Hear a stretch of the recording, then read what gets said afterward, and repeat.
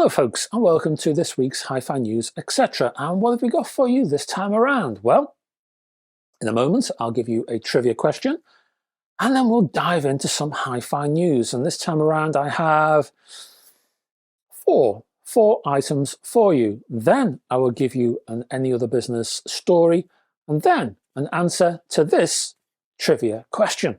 Now, last week the theme was the City of London, and that's where we're staying this time around. And the question is, which celebrated prog rock recording was inspired by a gangland quarrel settled in an ancient woodland on the edge of the capital? And one more. Which celebrated prog rock recording was inspired by a gangland quarrel settled in an ancient woodland on the edge of the capital? As usual, please don't do any Googling or any of that internet research malarkey. It just spoils things. So have a little think, and I will give you the answer to the trivia question at the end of this video. In the meantime, Hi-Fi News.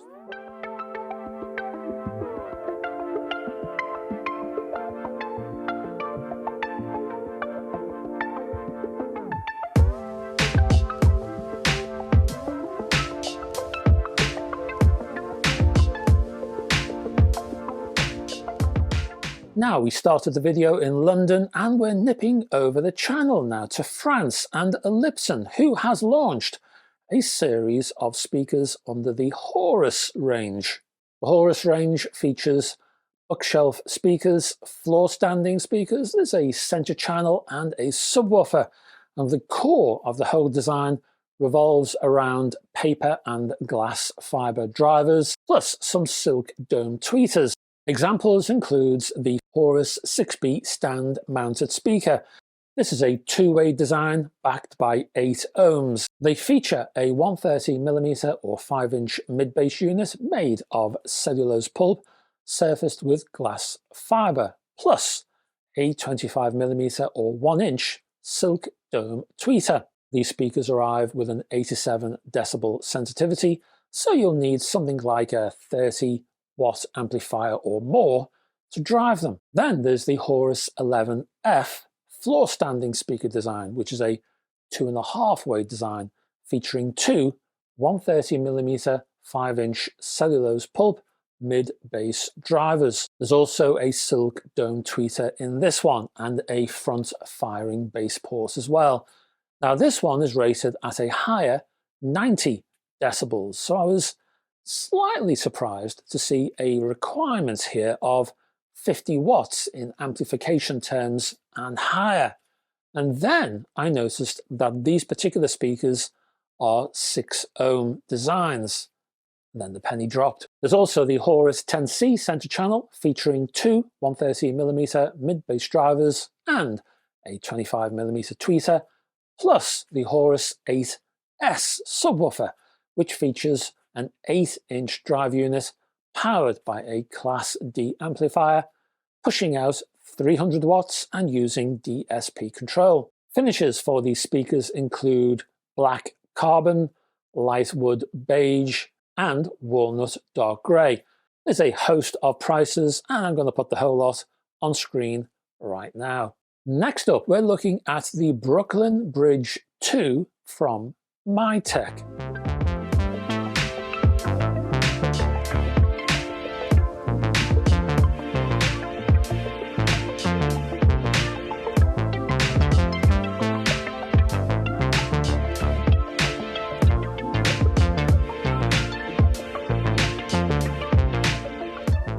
Now, before I talk about the Brooklyn Bridge, a quick insight into how I've been making these videos this week. Anyway, I did the Sunday review video before this one, so I forgot. I forgot to change the vinyl that's sitting behind me. So it's different now, hey, from the last news item. If you've been paying attention, and when you see Sunday's review, you'll see the other vinyl in that review. Anyway, that's why you might think something's different. It's the vinyl. Anyway, Brooklyn Bridge, let's get onto that one. So, Mytek's Brooklyn Bridge 2. This device combines a Roon core server, a network streamer, a DAC, a preamp, plus a Thunder amplifier supporting moving magnet and moving coil, and a headphone amplifier all in one single unit. It's a bit of an all-in-one then, hey. You can control the system through a smartphone or tablet, or the built-in touchscreen.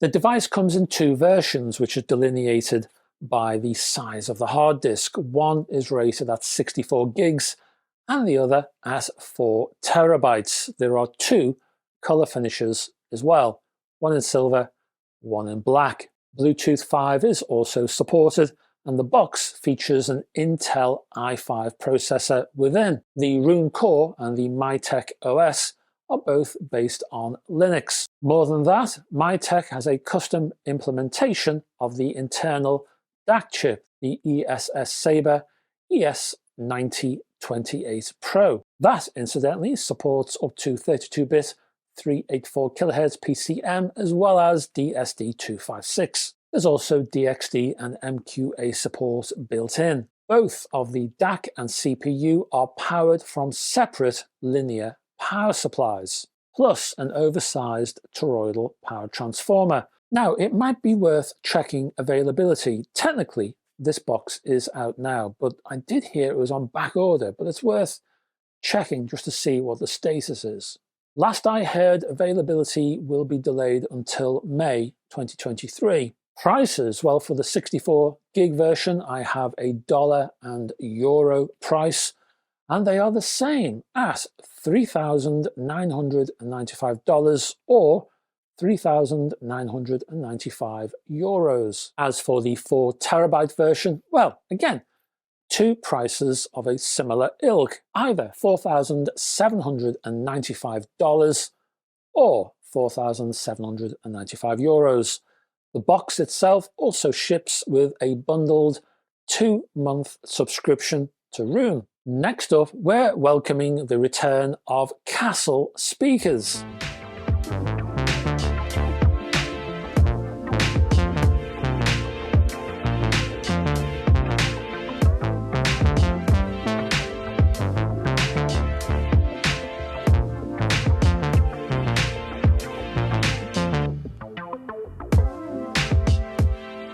So, Castle is back with the Windsor Earl and the Windsor Duke stand-mounted speakers. The Windsor Earl is the smaller of the two models, measuring 43 centimeters by 24 by 26 centimeters, while the Windsor Duke is the larger unit at 47 centimeters by 28 by 31 centimeters. Karl-Heinz Fink and his Fink audio team are behind these designs.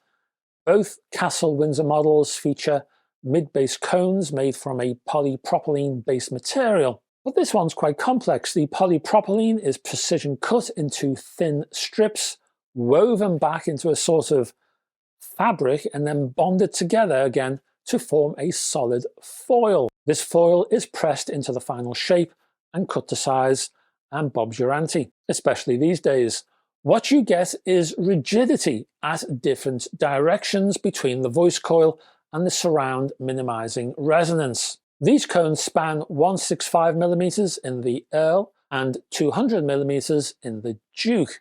The voice coils are made from glass fiber, bonded with high temperature resin. As for the tweeter, well, that's a 28mm model, and it's made from a polyester dome with a copper cap, plus a ferrite magnet system and a metal front plate. The main cabinet structure uses dual leather MDF panels separated by a flexible but thin layer of acoustic glue to dampen resonance in the mid-range region. Point-to-point bracing is included as well. As for the finish, well, you either get a choice of walnut or one of 5 mahogany veneers cut from, and I quote, real trees, rather than reconstituted mush, which put a little smile on my face. Each pair of speakers is hand-finished with mirrored book-matched veneers sealed and waxed in a process that takes several days. The Castle Windsor Earl and Windsor Duke loudspeakers are available right now for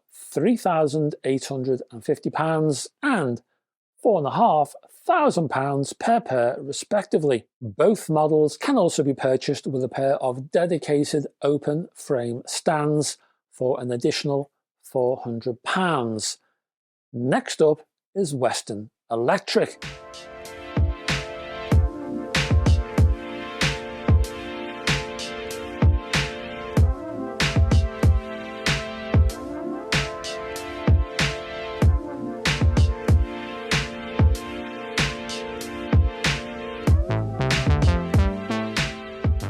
And we're looking at the Western Electric 91E integrated valve amp. So yes, Western Electric, the Western Electric, founded in 1869.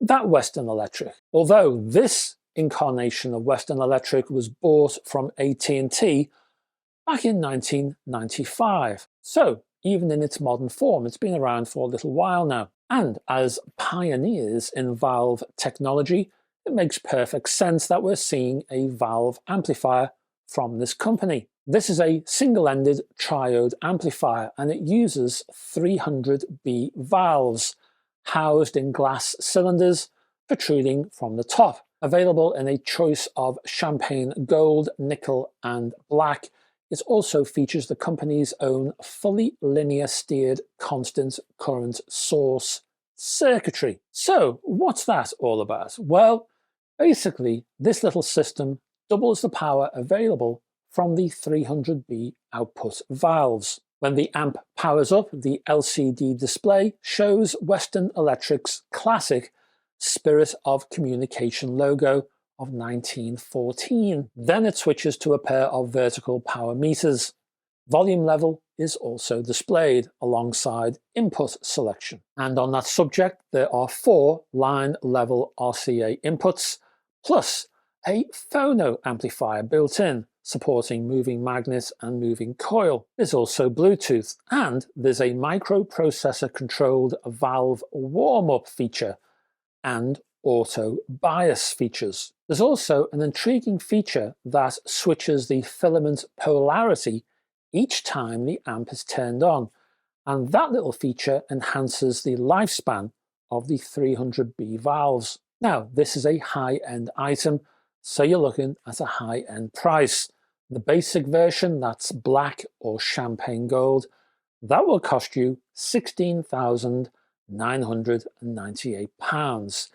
If you want nickel as your finish, then the price goes up to £18,500. That's your hi-fi news. Let's look at any other business.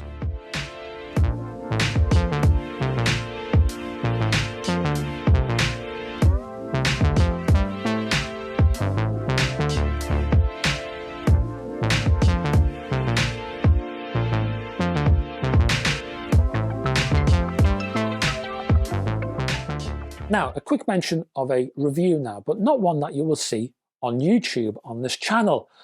Why is this? Well, time and resources and a review queue as long as your arm. All of those things. So if you want to check out this review, and it's out now, then I will put a link to my website because that's where it currently lives. And I'll put a link in the description below if you want to read that. The product is actually a set of objects, feet, isolation feet, and they are from the UK outfit Stack Audio, and they are called Auvas, A-U-V-A, Auvas. Now, you screw these things underneath your speakers, or if you have stand-mounted designs, the stands. The feet themselves arrive in 2 sizes and hence 2 price points. But both, I would say, are aimed strictly at high-end users. Now, of course, anyone can buy them if they like, but I reckon only high-end users will be up for these because the Auva 70s, which is the lower cost model, for a set of 8 feet in total, you're looking at £840. the over 100s, and they're physically larger, more substantial. 8 of those will cost you £1,240. Now, in your system, if you don't need 8, if you need 6, for example, of course you can buy fewer, and the price obviously goes down. Now, these feet are different from any other isolation feet I've ever seen or reviewed because they don't use compression technology. You know the sort of thing I mean. Feet made from rubber or cork rubber mix or some sort of polymer, and they're used in a compressive state to reduce vibration. Now, the stack audio feet are completely different, and the review explains how and why. Actually, they're the best sounding feet I've ever heard, period, and they make an incredible difference to the sound of my speakers. In fact, I was completely blown away by the difference in sound. Now, recently I published a review of the PMC 2526i speakers, so you'll already know, oh, link above by the way, so you'll already know, if you had watched that particular review, these feet, because in that review I sneaked in the stack audio feet, and I use those as part of the upgrade for those speakers. So in video terms, you can check out the feet over there. I love the Orvas, whether you're talking Orva 70 or Orva 100. So much so that I gave them a rare 10 out of 10 golden groovy. Now, how rare is that? Well, I have on my website right now, I don't know, somewhere around, what, 600 reviews, and out of those 600, probably around 20 to 25 of those have 10 out of 10 golden groovies. So, that rare. I'll put a link in the description, as I say, down below if you'd like to read the review. That's any other business. Let's check out the answer to our trivia question. And to remind you, the question is, which celebrated prog rock recording was inspired by a gangland quarrel settled in an ancient woodland on the edge of the capital? And the answer is the Battle of Epping Forest. This track from the 1973 Genesis album, Selling England by the Pound, was inspired by a newspaper story Peter Gabriel read at the time about criminal gangs from the East End who would use the ancient parkland as a place to settle their differences. All this time after the Genesis song, it remains a popular site for gangland executions, its boggy ground being perfect for the disposal of inconvenient cadavers. How nice. Anyway, that's your lot for Hi-Fi News etc. this week, and thank you very much for staying to the end. And if I could ask you, before you go, if you could click on the like and subscribe buttons if you haven't already done so, I'd appreciate that very much indeed. I'll be back on Sunday with a review, and I hope you can join me then. Until that time, folks, bye-bye for now.